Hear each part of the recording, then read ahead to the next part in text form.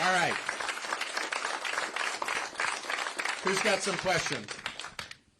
Yes. As a fellow veteran, thank you for your service. You know it's going to be great as a fellow Italian American. Buongiorno. Thank you. It's going to be good to have the smell of marinara sauce in the White House instead of the stench we got there now. You can't eat it, right? Onions, garlic, tomato sauce. What could be better? And I will not be sniffing young girls' hair either, so we're not going to have to worry about that stench. I'm concerned, and you've articulated this in several debates, on our amorous adventure with Ukraine. It came out this morning that now they're on the defensive. What happened to the offensive and all the money we sent over there? I think we need a strategy as to an end game there. Otherwise, you know, it's going down a rat hole. Of course, I'm very happy to hear your initiatives for veterans. We need a lot of help there. I got an idea for you, though. We got problems with health care in this country. We've got a VA system with hospitals and clinics. We're fortunate here in Iowa City that we have both. Why don't we open those up to the public where they can get basic health? For example, get their shots. It's a good way for the civilian population to mingle with the military and to appreciate service to country. So that's just something I offer as a suggestion. No, I appreciate that. Look, I mean, I want to be innovative with this. I'm open to a whole bunch of different alternatives. We've, veterans really like having access to the VA. I know that when veterans are offered, plans where they could just go, a lot of times they like being in that environment because they're with other veterans. And so I appreciate that. And if there are ways we can deliver those services better or make it more economical, we'd be interested to do. But thank you for your service. I appreciate you very much. Yes. Thanks for coming, Governor. My question stems around, I think we can all, I'll stay seated to not block the camera. I think we can mostly agree that, illegal immigration is an outstanding thing for our country. I'm curious about your thoughts on the initial intent of the laws surrounding birthright citizenship, and are you open to ending birthright citizenship as an attractor for illegal immigration? Yeah, I don't think people that come illegally are entitled to birthright citizenship. I think that's the original understanding of the 14th Amendment was not that someone can come illegally, have a kid, and all of a sudden the kid is a citizen. I think it's created really perverse incentives. And then you have a situation where it's hard to enforce the immigration law because if you deport the parent, you can't deport an American citizen. And so how do you do that? And it creates an anchor in this country. The conventional wisdom is, well, the Supreme Court has said anything on the soil that's that, and I used to just assume that was the case. As you start looking, and they really haven't answered the question, if somebody comes across the border illegally, has a kid, does the 14th Amendment demand that kid be an American citizen? I don't think that was the original understanding of this. I think what they were trying to do was overturn Dred Scott decision, which is a horrible decision, and ensure that African Americans were citizens, contrary to what that decision said. That was the intent of it. So yes, we're going to move on that. It is definitely going to get litigated, and it will end up going to the U.S. Supreme Court. But very few countries do birthright citizenship for illegal. Now, I believe American citizens, and obviously, like American family has a kid, you're a citizen. You don't have to worry about anything like that. And I think that should be the case, 100%. And people that are here legally, 100%. So yes, we are going to take that issue on. Yes. It's nice to meet you finally. What's your name? Oh, I'm Wyatt. Okay. And you live around here? Yeah, I live up in Cedar Rapids. Oh, okay. I've been a big fan of yours for a long time, clearly. My mind is made up.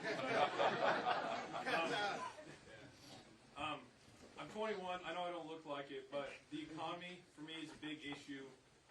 My grandparents back in the 60s and 70s, were able to buy a house and have it paid off, 10, 15 years on one income.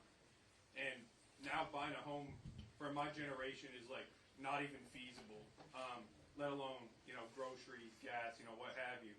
So, obviously seeing in the debates or whatever, your stance on the economy, but just like more personal here, what's your plan, housing prices, how to get that on track and whatnot? No, great question. Very important, particularly for your generation. I started working odd jobs when I was a teenager. before I went to college, where people will, have fun during the summer, kind of after their senior year of high school. I showed up the Monday after graduation at an electrical company, working as an electrician's assistant, making $6 an hour, 6 a.m. to 3 p.m., 5 days a week, and that was money that just went to the college costs. And then when I was in college, I did every odd job imaginable. When I got beyond that, I did more. Anytime I could do that, and I did that just because I just always believed that when you work hard in this country, you get ahead. I believe that, and I would not have probably done that if I didn't think it was going to pay off. Well, now you're in a situation where you have young people that are working hard, doing everything right, and they're falling behind. And that means that the American dream is out of reach for them. And if it doesn't, look, there's going to be some people that aren't willing to work and all that stuff. Put that aside. The people that are working hard, getting the most out of their God-given ability, if they can't get ahead, this country's not going to work. I mean, that is really the fundamental thing. So we're going to be after this. With inflation, the prices that you've been paying have been created by federal government policies, particularly starting in March of 2020 with the response to COVID, where they started printing trillions of dollars. Both Republicans and Democrats, the Federal Reserve, both administrations, Trump and Biden, over a course of a year, March of 2020 to March of 2021, I think they printed an extra like 6.2 or 6.4 trillion dollars that was added to the debt in one thing. And just to put that in perspective, it took us over 200 years to reach 6 trillion in debt as a country. So it was grossly irresponsible. It was all those policies that Fauci did were wrong. They were harmful, and nobody's been held accountable for it. I'm going to bring a reckoning about those COVID policies. I think that if we don't have a reckoning for it, they're going to repeat it again. And we've had a lot of damage to our nation's fiscal situation, to kids, to businesses, to workers, people that were forced, not in Florida, but in other places, forced to take an mRNA COVID shot that they didn't want or need. So we need a reckoning on this, because this has had major ramifications. A lot of the issues we're dealing with now go back to those fateful decisions of March of 2020 and the elevation of Anthony Fauci as the de facto ruler of the country, which I think was a huge, huge mistake. So that's just that.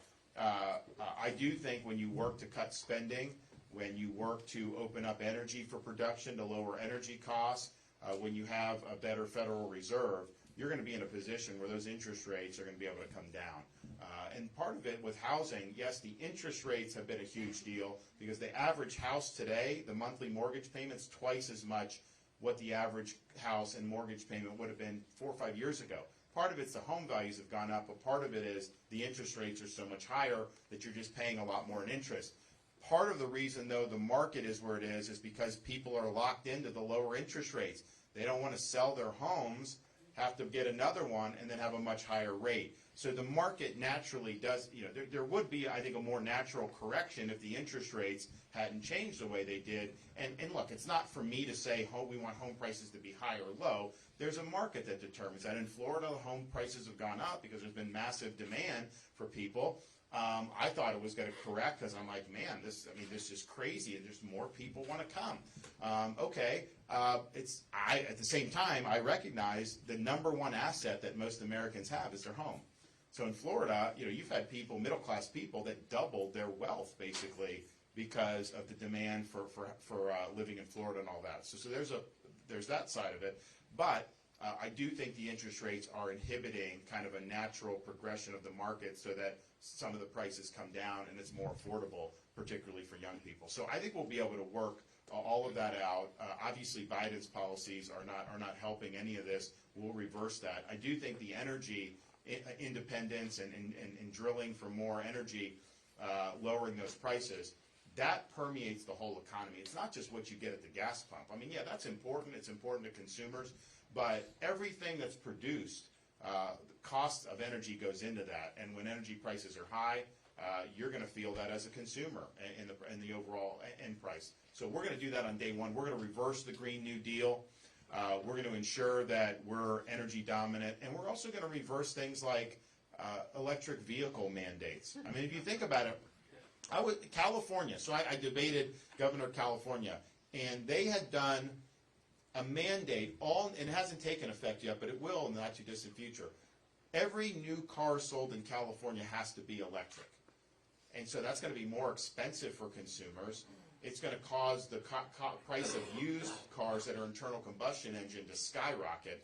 But here's the thing. After they announced that, 2 days later, the state of California did an announcement and said, every EV holder, do not plug in your EV. We do not have grid capacity.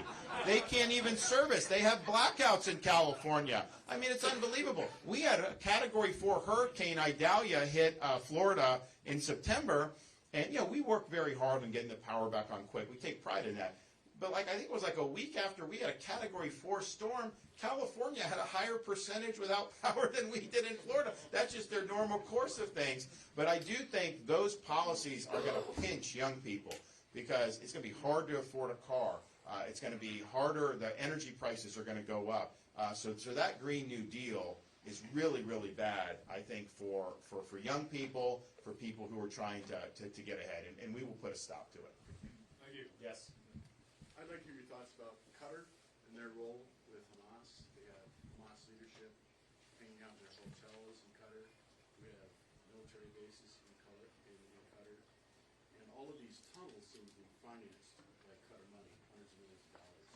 Have you given any thought to the U.S.'s position as a friend or enemy of Qatar? Yeah, absolutely. I mean, I think you're right. They are harboring Hamas. They're facilitating Hamas. What Qatar does is they, on the one hand do that. On the other hand, they make overtures to the America and the West, and they kind of try to play both sides of this. And I don't think that's sustainable to just say you can play both sides. So yes, we're going to hold them accountable. It was interesting. There's just because the presidential race, there have been folks who have tried to whitewash Qatar's role with Hamas, saying, they're not really funding, they're not really. No, they are. I mean, that's just the reality. We know that. Now, I think the biggest source is Iran, because what Biden did inexplicably, he comes in and he opens the spigot for oil, all this stuff, so they're making more money, and they plow that into terrorism. So they're funding Hamas, they're funding Hezbollah, they're funding Houthis, they're funding anywhere in the Middle East where groups will foment jihad. They're funding attacks in Iraq against our troops, in Syria. So you've got to turn the financial spigot off. Do not let them get this oil revenue. I just signed state-based Iran expanded sanctions in Florida. We did a special session of the legislature. And look, we're just one state, but we'd be the 13th largest economy in the world if we were a separate country. So it's not for nothing. So I'm going to be very, very insistent on stopping money going into Iran. But yes, we're going to have some truth with this relationship, and it's just not acceptable to be harboring the leaders of a terrorist group that wants to have a second Holocaust. Yes. When there's a crisis, what's the first thing that you do? What's the first thing I do? Well, so I'm somebody who I gather the information. I want to have as much information as possible. I want to know the facts on the ground, and I think you have to do that. But I'm also not somebody that's going to hand wring and what's going to happen if I do this? Or they going to criticize me? What's the polling? All this, no. You get the information, you talk to who you need to talk to, and then you make a crisp decision, and then you follow through with that decision. For example, we had Hurricane Ian that hit Category 5, Southwest Florida. Some of the things, so we had, it was the forecast was a mess, and we had to pre-position. We had 55,000 utility workers pre-positioned from out of state for rapid power restoration. We had urban search and rescue to help people who were in harm's way. We had a lot of stuff. The forecast had it go in northern Florida, then central, then eventually it came down. So we're moving all these people around, and we're just having to be very nimble as we do it. And so the storm comes, knocks out bridges, the Sanibel Causeway, and it knocked out the Pine Island Bridge. that was something where they were not state-run bridges, they were local government, but they were telling the residents, it's going to be 6 months before we're going to be able to fix this. So the residents came to me and they're like, can you help us? Our islands will die if it takes 6 months.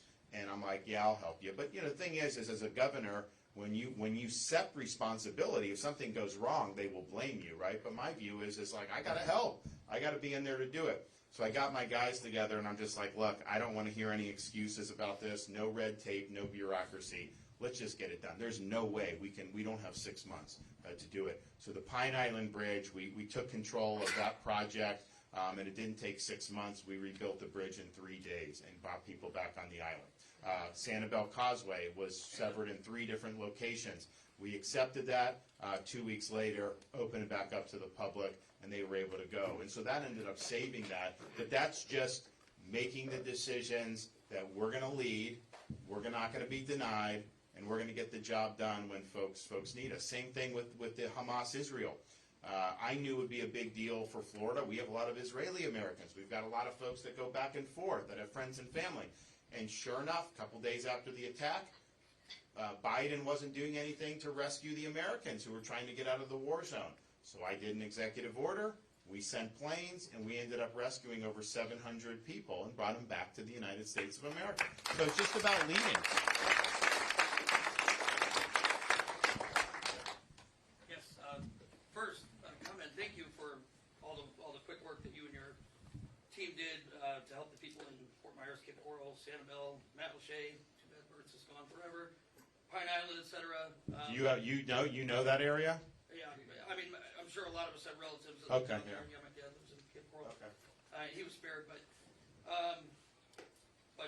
my question, and it's so broad, so I apologize, and I know you've done a lot of this in Florida, but how do you, as the chief executive of the country, take on this elected and unelected machine that exists to spend other people's money, to spend our money? Leadership. I mean, you have to set the tone. We just have not had very many presidents, probably no president since Reagan, that's really wanted to make restraining spending a priority. And so you've got to make it a priority. You've got to be willing to veto bloated bills. You've got to set the marker down on that. And part of it is they've spent so much now, so much in debt just in the last however many years. I mean, if you think about it, the turn of the century, 21st century, I think we got to 5.6 trillion. So that's from 1789 to 2001, 5.6 trillion. And yet today we're at 33, going on 34 trillion in just, 22 years later? And it's even worse than that, because if you just go back 10 years, we were probably at like 16 trillion. So we basically doubled the debt in 10 years, which is just absolutely ridiculous and outrageous. So yes, we're going to lead, we're going to push back. The dollars and cents of it's important, of course, but the Congress doesn't even really have control of the budget at this point. They've just passed these massive spending bills. No one even knows what's in it. They're not restraining the bureaucracy and the excesses of the bureaucracy. The Founding Fathers said the number one security for your freedoms was that the people you elected to the House of Representatives controlled the purse strings. So if you have an agency of the federal government that's being abusive, IRS, FBI, whoever, all Congress has to do is stop funding the abuses. They starve it of money. So for example, you've had FBI work with tech companies to censor dissent. Congress should pass a provision on appropriations that no money can be used to censor speech. Stop. They won't have money to do it. No money can be used to police parents going to school board meetings. Done. They don't have to worry about it. But they don't do that. So part of what's happened is the way the fiscal stuff has been managed has really empowered the bureaucracy and the administrative state because they don't have effective oversight. So Congress has dropped the ball on that, and then presidents have not done a good job of disciplining that. So we're going to discipline that. You're talking about a bureaucracy that's accumulated a lot of power over these many decades. They're not just going to give it back willingly. So you go in on day one, and you have a bunch of people in the administration with you ready to go, but it's going to be, you need a focused and deliberate and disciplined president to kind of unravel all the power that's accumulated and return it back to we, the American people. But the Founding Fathers did not envision a fourth branch of government, a bureaucracy like this. They figured it would be what the Constitution said, 3 branches of government. So these agencies have to respond and be held accountable by the elected President of the United States. Otherwise, you just have government without consent. And most of the major things that are being done now in our country on a policy basis, energy, automobiles, you name it, are being done through the bureaucracy by nameless, faceless bureaucrats, not by people who you've actually elected there.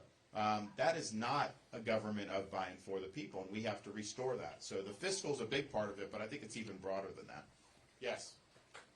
So far, I've been really impressed with your presentation and such. It's pretty obvious you could be an excellent leader, but behind every leader is a great team. Can you talk to address that, or what areas you might look to beef up the government and sets or your team? Yeah. No, so I think it's a great question. So personnel.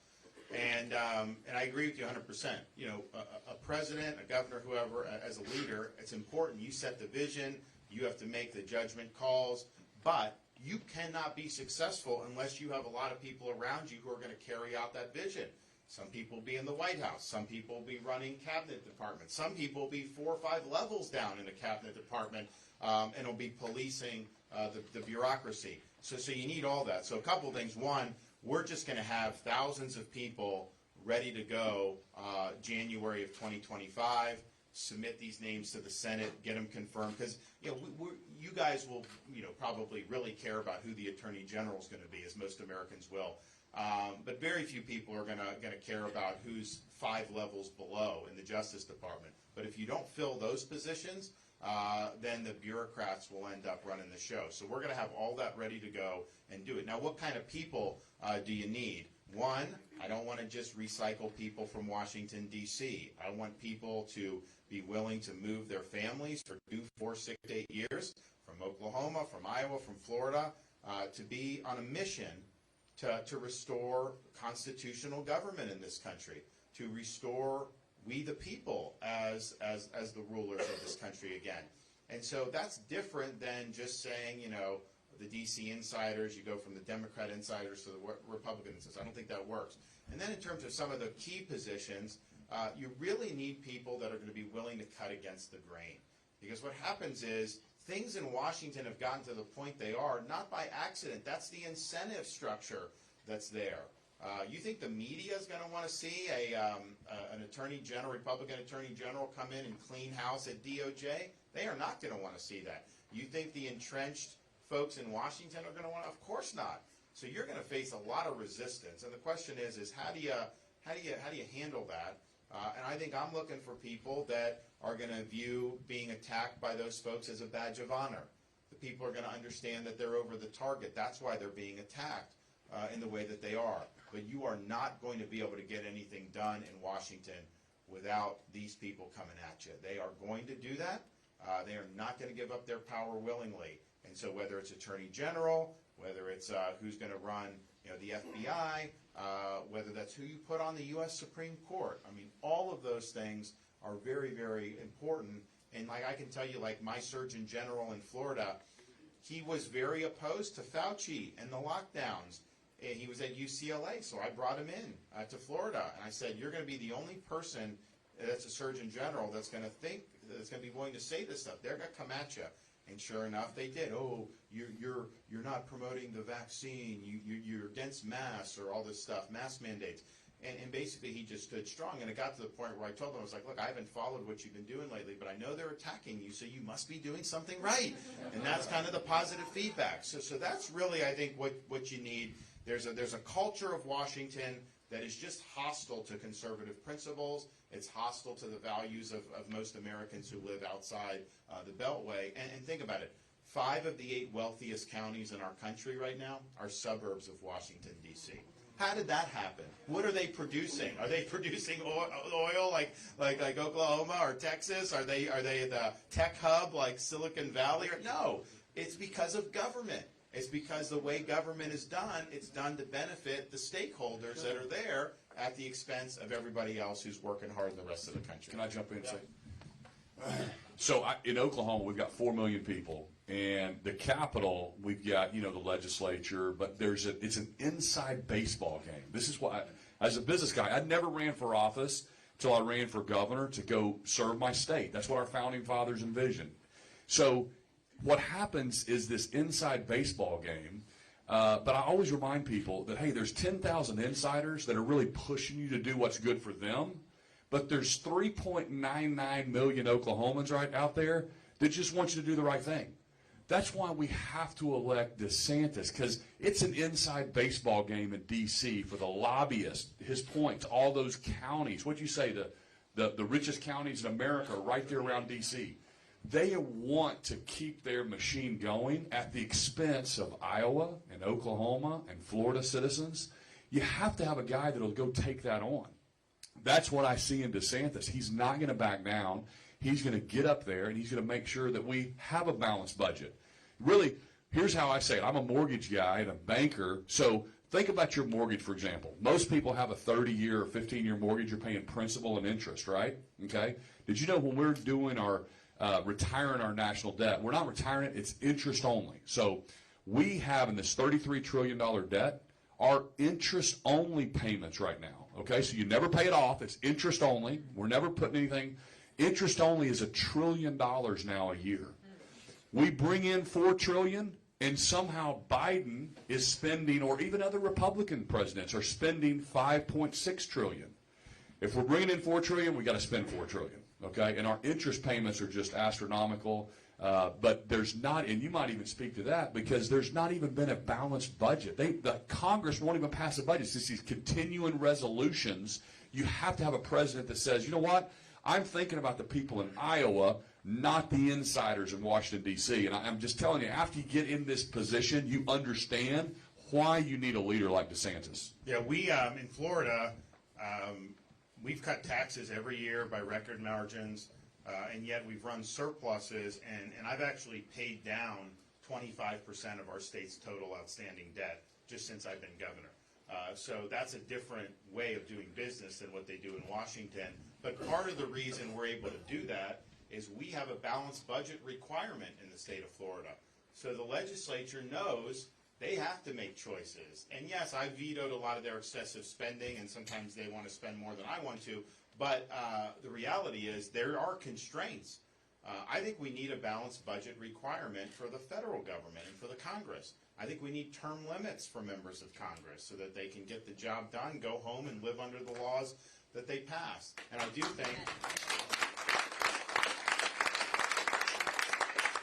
think we need the so I have a line item. Do you have a line item veto in Oklahoma? Yeah. So I have what's called a line item veto. So if they put a budget bill on my desk, I can sign the whole bill, but strike out individual appropriations. So if they put money in for $100 million for like a new prison, I'm like, that's pricey. I can just take that out without having to veto the whole thing. The President of the United States does not have that authority. So they put these massive bloated bills. You either veto the whole thing or you sign the whole thing. But, you know, they're spending your money to do things like promote transgenderism in Bangladesh. Is that really a good use? I mean, if you give the president the ability to just hack away at this stuff, you would be able to make a difference on it, because I think that there's tens of billions of dollars every year that is spent that is not defensible to the American people in any way. But when you have such a massive spending bill, nobody even knows what's in that. Right. They vote on it without knowing what's in it. Right. That's how your government is operating. So that it just doesn't work. We have time for one more question. Yes, sir. Yeah. I don't want to get off policies because I just love when you talk about them because it's refreshing. But on a lighthearted note, you have the Christmas traditions you do with Christmas Eve. Oh yeah. So it's interesting. So this is so when we moved into the governor's residence in Tallahassee, our oldest daughter was then 2, our son was 9 months, and our third hadn't even been born yet. So they kind of had their first Christmases that they can remember there in Tallahassee in the residence. And one of the perks of being governor and having the privilege to live in the residence is as soon as Thanksgiving happens, man, they decorate that residence so nice. I mean, it's just, and that, like, I remember when I have to do the lights and everything, like, I don't have to do it. They just do it, and I'm like, man, wow, that's a lot of man hours that I would be spending if we were not living in that house. And so they literally decorate like every room. And so if you go in, like in the governor's residence, there's kind of like an entryway. They put a tree there. There's a big room for events. They put a tree there. There's a Florida room. They put a tree there. They do that. So our kids basically determine which tree are we going to send Santa on to in the governor's residence. So you got to strategically place the milk and the cookies and the carrots and everything. And, we have this nice chimney there in the governor's residence. My kids are very concerned, though, about if there's complications with the chimney. How does Santa get in? What happens if this happens? I said, guys, Santa knows how to troubleshoot. Don't worry about that. So we're in negotiations about, okay, there's all these great decorations that the staff so graciously does. The residence looks so great. I don't know. It would take me forever if I had to do all that. So they pick, where do you put the cookies, which tree for this, and all this other stuff. And so it's just unique because, like, when we were obviously before this, we just have one tree in our house. We do whatever there, but it's a really neat setup, and it's a privilege to be able to be a temporary custodian of that. When we were when we got to the governor's residence when I first got elected, we had a house in Ponte Vedra Beach, Florida, which is south of Jacksonville, north of St. Augustine. Great community, and we bought it at the bottom of the market when we got married in 2009. And so by 2019, like, the value had gone up, and I'm just like, we weren't going to use it, right? And like, as governor, I'm not going to be renting it out and having like a landlord-tenant dispute. So we're like, so my wife's like, well, why don't we just sell it or whatever? And I'm like, that's fine. Now, if we had just left it with how much things went up since I've been governor, we would have made a lot more money. But you live and you learn. That's fine. But it got to the point, though, so we sell this house. And then as we get into 2022, with the re-election, and look, we knew we were going to do well, but, I just, I told my wife, I'm like, man, I have to win because, like, we need to keep the public housing for a few more years. So we were able to do it. But I look forward to, we are going to be able to go back with the kids. They're all, of the age where this is something that's really, really meaningful for them. And it's just been fun because, this is really where they've grown up. And it's a unique experience. We try to make sure that they understand, like, that's not normal to just have, like, the decorations put out and everything. That's really their privilege to be able to be there for a short period of time, as we serve that function as a governor. But they really have good time with it. And the thing is, though, my wife and I have learned the things that you get them, you got to think, okay, how much of a mess is that going to make, right? Because we've gotten them like slime that goes all over the carpet. My oldest wants a science kit, which, science experiments, which is, she's smart, she wants this, but what are the downsides of these science experiments, right? All the different things. And then I'm very sensitive to how long does it take to put together some of these toys? You will get this stuff, and it's like the fine print is so small. You got to find like the different types of screwdrivers, and I'm going for like hours on some of this stuff. And then it's made in China, so a day later it breaks anyways. And you're just like, are you kidding me? So we're going through all that, but we're excited to be able. I hope you all have a Merry Christmas. There's a lot that's going on in our country. There's a lot of things we want to change. But there's this season gives us a chance to reflect, on the birth of Christ, on a lot of things that we're grateful for, and as we get into the new year, I think 2024 is going to be the year where America comes back, where we fight back, when we get back on track again after the November of 2024 elections. You all have it within your power to make that happen. So if you've signed a commitment to caucus card for us, I want to thank you for doing that. If you are planning a caucus for us, we'd ask you to sign that commitment card so we can stay in touch with you. And we would ask all of you who are going to be for us, bring some people with you. I know it's a commitment. I know it's like, there's other things people could be doing on a weekday night when it's cold. And it's not just like you go and check off a box and leave. You're there for a couple hours. I get it. But the future of the country's at stake, and the people of Iowa's voice you have a chance to really, really shake things up and change things in a very, very meaningful way. So thank you all. God bless, and have a Merry Christmas.